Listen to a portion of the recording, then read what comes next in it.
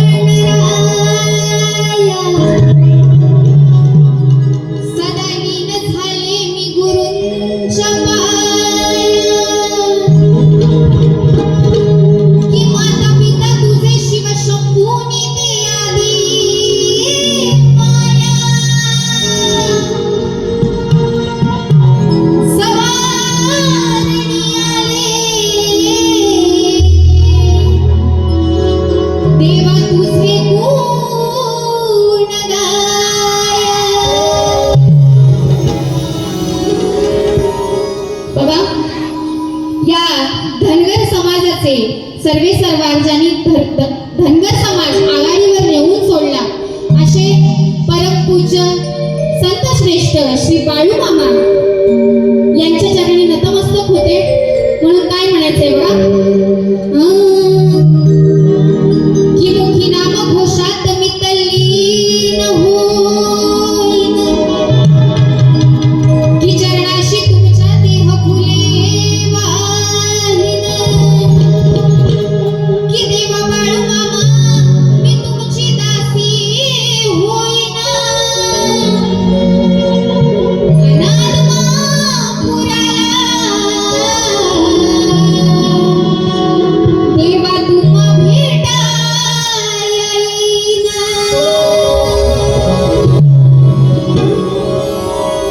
म्हणून या बाळू मामांना,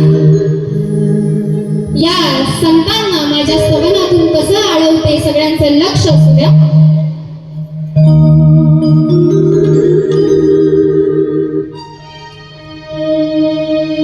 करती संकटे हे पार, शिव शंभूचा अवतार,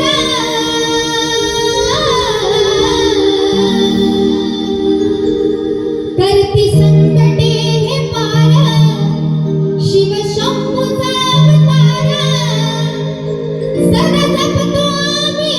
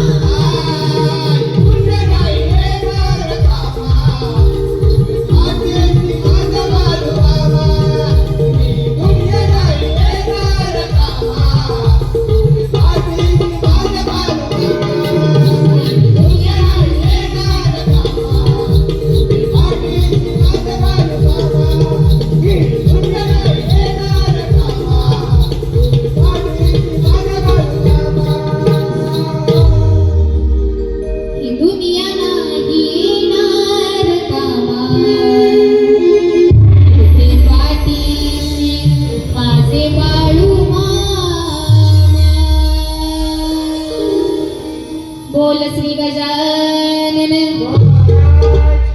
अखंड भानुदास घराण्याचा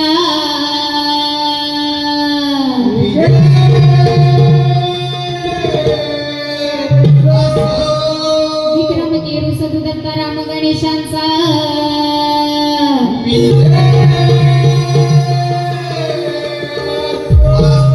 बोल शक्ती बजरंग आदिमाया गणपती बाप्पा मंगळमूर्ती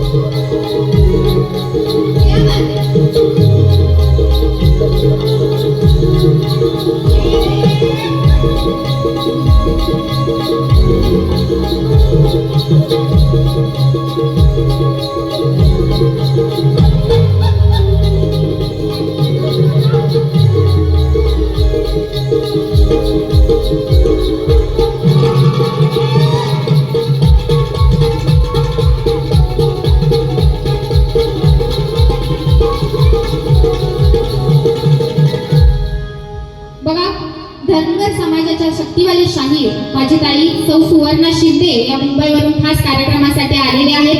त्यांच्याकडून स्तवनासाठी 501 रुपयाचं पारितोषिक आलेलं आहे. नाच मंडळ आभारी आहे. बघा, गणरायाच्या आगमनाला काही दिवस बाकी आहे, बरोबर की नाही? महासागरवाणी तयारीला लागला असेल, बरोबर की नाही? गावाला जायचंय, हे गायचंय, ते गायचंय म्हणून काय म्हणते बघा, की थोडे दिवस उरले बाप्पा तुझ्या येण्यासाठी, की नोकरी कामधंदा साल काही टाकून पाठी, की कधी होतील माणसांच्या त्या गाठी भेटी, आणि म्हणून चहाचा करमाळी घे कोकणाला गौरी गणपती सणासाठी.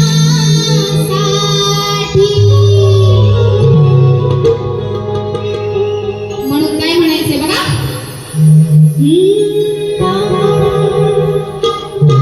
तुझ्या येण्याची ओढ लागी बाप्पा मनाला,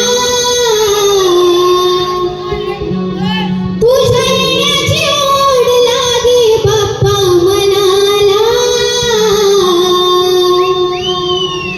यो यो सागरमानी निघेल, माझा सागरमानी निघेल, गौरी गणपती सणाला.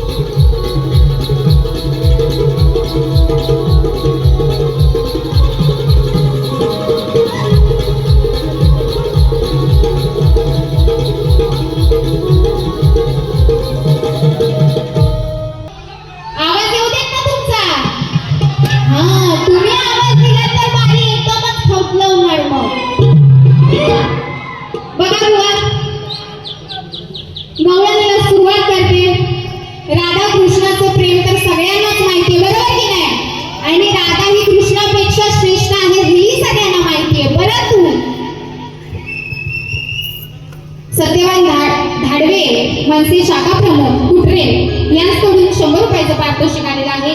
नाच मंडळ आभारी आहे. बघा गवळण ही घासूनच होणार, बरोबर की नाही? तुम्ही 200 150 रुपये तिकीट घेऊन आलात आणि बारी काही चांगली झालीच नाही असं म्हणायला नको. आणि लई सुद्धा बुवाला बोलणार नाही. बुवांचा आणि माझा पहिलाच कार्यक्रम आहे आणि पहिल्याच कार्यक्रमात बुवांची साला काढली तर काय बरोबर वाटत? नंतर परत कार्यक्रम बुवानी घेतला पाहिजे माझ्या बरोबर. म्हणून थोडक्यातच बुवांना चिमटा काढून जाणार आहे. बुवा तुमचंही लक्ष असू द्या आणि रसिक हो तुमचंही लक्ष असू द्या. बुवा वही पेन घ्या आणि लिहित बसा, बरोबर की नाही? हा म्हणून काय म्हणायचं बघा. रिमझिम पाऊस पडत होता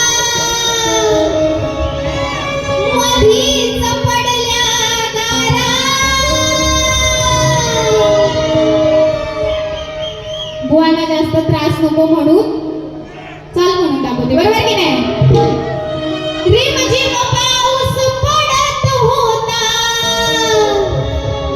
मधीच पडल्या दारा. बाई लाडाची लाडाची लाडाची तुझीच तारा. बुवा कुणी वाजवू नका, बुवांच्या कानापर्यंत पोचलं पाहिजे, बरोबर की नाही? या कानाच्या भोकापर्यंत पोचलं पाहिजे. म्हणून काय म्हणायचं बघा. हंडी फोडाया काना चढला हंडी फोडाया काना चढला मग नको ते करतोय खेळा. हा श्रीकृष्ण हा काळ्या हंडी फोडायला चढलाय वरती. मग पुढं काय गंमत होते बघा. हंडी फोडाया काळ्या चढला नको ते करतोय खेळा. मग काय बाई या कानाचा या कृष्णाचा. बाई गो काय शांतता आहे. लाचोल ऐकायला काय ही शांतता बघा. हंडी फोडाया काळ्या चढला नको ते करतोय खेळा. बाई या कानाचा या कृष्णाचा गळून पडलाय केळा.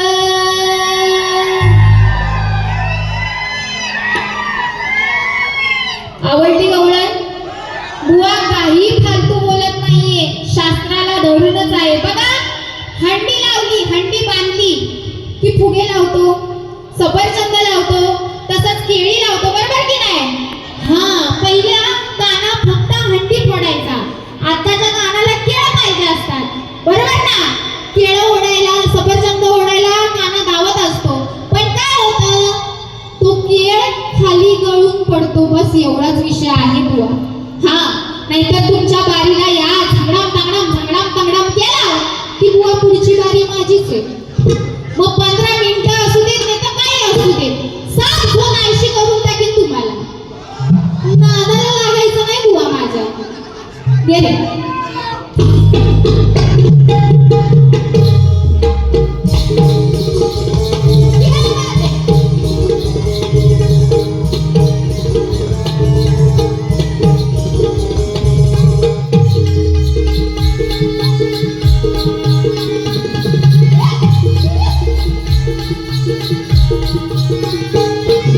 हंडी फोडाया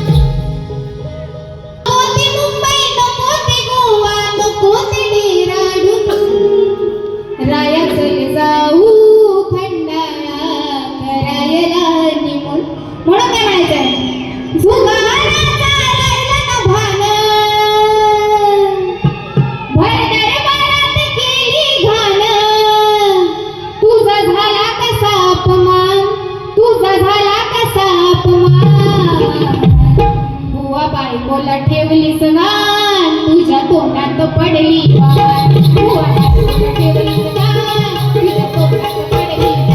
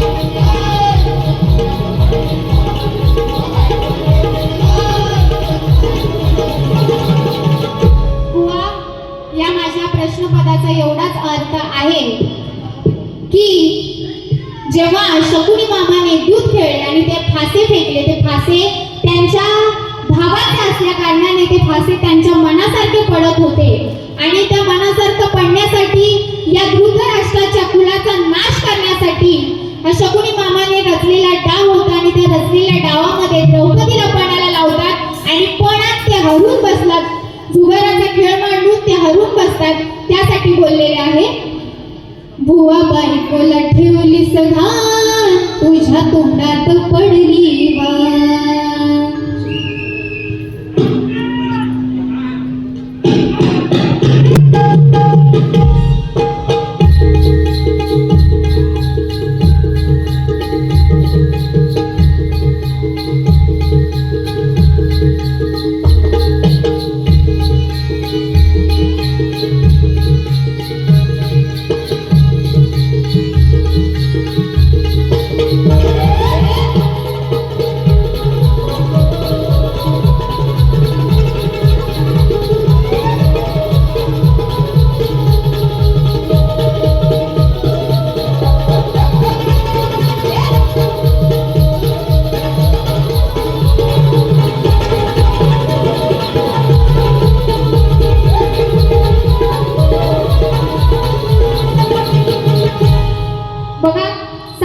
कार्यकर्ते संतोष रामाणे आमचे दादा लांजा यांच्याकडून 501 रुपयाचं पारितोषिक आलेलं आहे नाच मंडळ आभारी आहे माझी मी पहिली बारी संपवली आहे बुवांना त्यांच्या पहिल्या बारीसाठी खूप खूप शुभेच्छा